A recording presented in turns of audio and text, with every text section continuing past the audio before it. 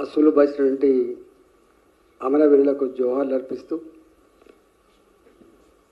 1952 idli sambar go back city college దగ్గర ఆనాటి ప్రభుత్వ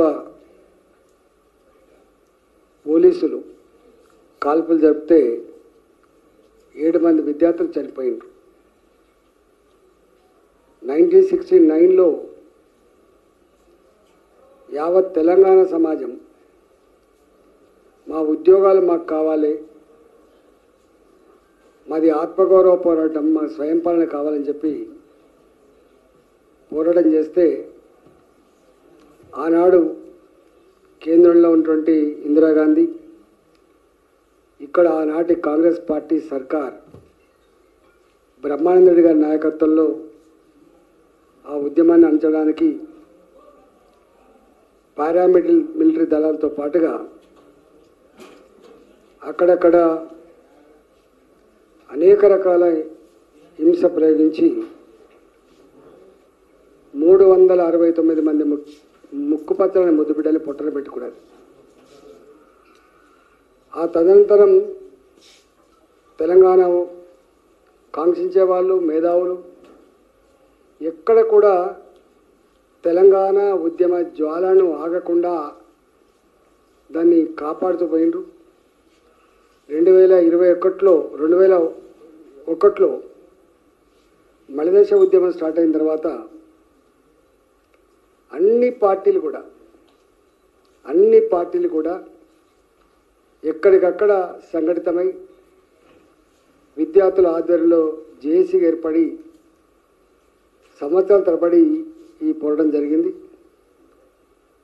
వందల మంది తెలంగాణ ముద్దుబిడ్డలు అమరులైనరు. వాటి ఫలితంగా రాష్ట్రం ఏర్పడ్డది. ఇవాళ జూన్ 2వ తారీఖు నాడు జరుపుకునే ఈ వేడుకలు ఎవరో ఇష్టం వచ్చింది కాదు. తెలంగాణ ఇంతకుముందు చెప్పినట్టుగా పోరాటం ద్వారా, రక్త తర్పణాల ద్వారా, ప్రాణ త్యాగాల ద్వారా సాధించుకున్న తెలంగాణ. ఈ తెలంగాణ సాధనలో మొదటి నుంచి కూడా ఒకటే మాటతో కట్టుబడిన party Bharatiya Janata party. Congress party అటు ఇటు మాట మార్చింది, ఉద్యమాన్ని అంచే ప్రయత్నం చేసింది, తప్పని పరిస్థితుల్లో పార్లమెంట్లో బిల్లు పెట్టింది. కానీ మొదటి నుంచి కూడా కాకినాడ తీర్మానంలో ఒక ఓటు 2 రాష్ట్రాలనే నినాదంతో మొదలుపెట్టిన భారతీయ జనతా పార్టీ 2007లో రాజ్నాథ్ సింగ్ గారు జాతీయ అధ్యక్షులుగా తెలంగాణ గడ్డ నుంచి మేము తీర్మానం చేసినాం. అప్పుడు తెలంగాణ ప్రజల ఆకాంక్షల్ని మేము గౌరవిస్తాం, తెలంగాణ రాష్ట్ర ఏర్పాటు కోసం బిల్లు పెడితే మద్దతిస్తామని చెప్పి భారతీయ జనతా పార్టీ ప్రకటించింది. తెలంగాణ ఉద్యమంలో జేఏసీలుగా ఏర్పడ్డ నాడు ఆ జేఏసీలో భారతీయ జనతా పార్టీ పక్షాన బండారు దత్తాత్రేయ గారు, అశోక్ యాదవ్ గారు ఇద్దరు కూడా జేఏసీలో పర్మనెంట్గా జేఏసీ తీసుకునే అన్ని నిర్ణయాలను కూడా అమలు చేసే దాంట్లో క్రియాశీలంగా పాల్గొన్నారు. ఉద్యమం ఉవ్వెత్తు నడుస్తున్నప్పుడు, అనేక మంది బిడ్డలు ఆత్మ బలిదానం చేసుకుంటున్నప్పుడు సుష్మా స్వరాజ్ గారు స్వయంగా తెలంగాణ వచ్చి అనేకసార్లు అప్పీల్ చేశారు.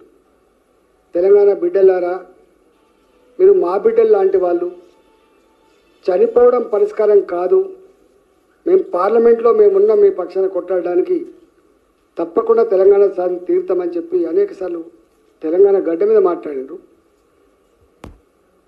ఇవాళ శ్రీకాంతాచారి, పోలీస్ కృష్ణయ్య, ఉస్మానియా క్యాంపస్లో యాదయ్య, ఇషాన్ రెడ్డి, వేణుగోపాల్ రెడ్డి, అనేక మంది, చివరికి యాదిరెడ్డి, రంగారెడ్డి జిల్లా యువకుడు యాదిరెడ్డి పార్లమెంట్ పక్కకే చెట్టుకు ఊరేసుకొని చనిపోతాయి.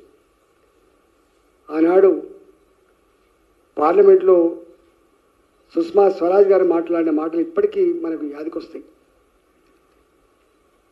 ఎందుకు నానుస్తూ ఉన్నారు, ఎందుకు బిల్లు పెట్టట్లేదు, మీకున్న అభ్యంతరాలు ఏంటి, ఎంతమంది చనిపోతే బిల్లు పెడతారని చెప్పి ఆనాడు కాంగ్రెస్ ప్రభుత్వం మీద నిప్పులు జరిగినటువంటి నాయకురాలు సుష్మా స్వరాజ్ గారు. అందుకే తెలంగాణ సమాజం ఆమెను ఎప్పుడు కూడా తెలంగాణ చిన్నమ్మగా పిలుచుకుంటారు.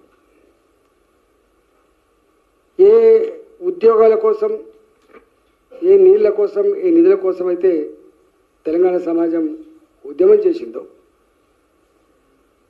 దానికి మించి సామాజిక తెలంగాణ కావాలి, ప్రజాస్వామికమైన తెలంగాణ కావాలి. ఇవాళ ఆ రెండు నినాదాలుగా మిగిలిపోయినాయి. సామాజిక తెలంగాణ లేదు, ప్రజాస్వామిక తెలంగాణ లేదు. కేసీఆర్ గారి నాయకత్వంలో 9.5 సంవత్సరాల పరిపాలన కొనసాగితే ఎట్లా ప్రజాస్వామ్య హక్కులు కాలు రాయబడ్డాయో, నియంతృత్వ పోకడలు రాజ్యమేలినాయో, ఎట్లా ఒక కుటుంబం చేతిలో పరిపాలన బందీ అయిందో అదంతా మనం చూసినాం. మనం మార్పు కావాలని కోరుకుంది కాబట్టి అప్పుడు మళ్ళీ ఈ కాంగ్రెస్ పార్టీ అధికారం వచ్చింది. సంవత్సరాలు గడుస్తుంది. ఎన్ని హామీలు ఇచ్చిందంటే తెలంగాణ ఇచ్చింది మేమే, ఛాంపియన్లు మేమే అని చెప్పేటువంటి రేవంత్ రెడ్డి బాధ్యత మేనిఫెస్టోలో పెట్టిండు. 25,000 రూపాయలు అమరవీరుల కుటుంబాలకు 25,000 రూపాయలు పెన్షన్ రూపంలో ప్రతి నెల ఇస్తామని చెప్పిండ్రు. అమరవీరుల కుటుంబంలో ఒకరికి ఉద్యోగం ఇస్తామని చెప్పిండ్రు. తెలంగాణ 69 ఉద్యమంలో కావచ్చు, 2001 తర్వాత జరిగిన ఉద్యమంలో కావచ్చు, ఎవరెవరైతే జైలుకు పోయినరో, కేసులు పెట్టబడ్డాయో, ఫోర్ ఫ్రంట్ నుండి పోరాటం చేసినరో 250 గజాల జాగిస్తా అని చెప్పిండ్రు. ఇంతవరకు ఉద్యోగం ఇవ్వలే అమరవీరుల కుటుంబాలకు, 25,000 రూపాయల పెన్షన్ మొదలుపెట్టలే, 250 గజాల జాగ మొదలుపెట్టలే.